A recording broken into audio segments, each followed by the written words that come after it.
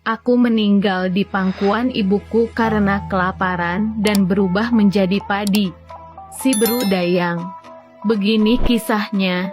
Dahulu kala di Tanah Karo, Sumatera Utara berdiri sebuah kerajaan yang mengalami kemarau panjang hingga terjadi krisis pangan.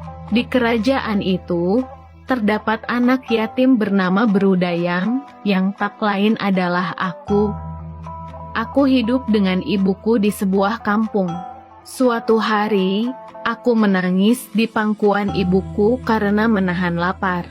Melihat aku yang menangis menahan lapar, ibuku hanya bisa menangis dan memelukku.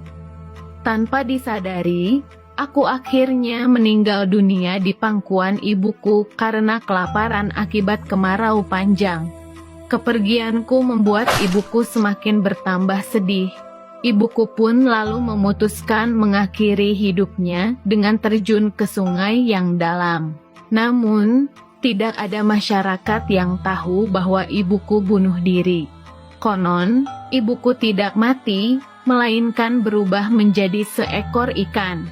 Kemarau terus saja melanda, hingga suatu ketika seorang anak kecil menemukan buah berbentuk bulat sebesar buah labu. Buah tersebut menggegerkan seluruh kerajaan hingga sang raja turut melihatnya. Tiba-tiba terdengar suara dari langit yang menjelaskan bahwa buah tersebut adalah jelmaan dari anak kecil bernama si Berudayang. Ya, jelmaan dari aku. Suaraku yang misterius tersebut kemudian memerintahkan supaya buah itu dibagi rata ke seluruh penduduk, agar mereka menanamnya dengan baik supaya menjadi makanan.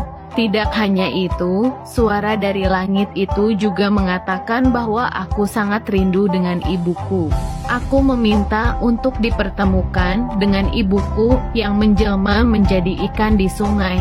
Jika permintaanku dikabulkan, kelak penduduk kerajaan tidak akan kelaparan lagi. Mendengar suara perkataan dari langit tersebut, sang raja memerintahkan agar pesan yang disampaikan oleh suara dari langit itu segera dilaksanakan. Maka sejak hari itu dipelihara oranglah labu yang merupakan jelmaanku.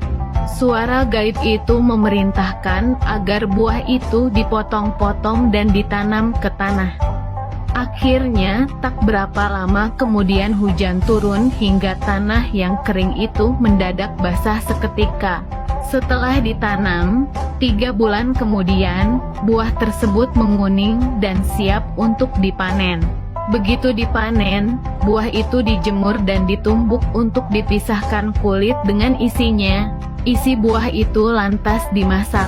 Ternyata, buah tersebut adalah padi. Kemudian untuk mempertemukanku dengan ibuku, masyarakat Karo menyantap makanan yang berasal dariku bersama dengan ikan.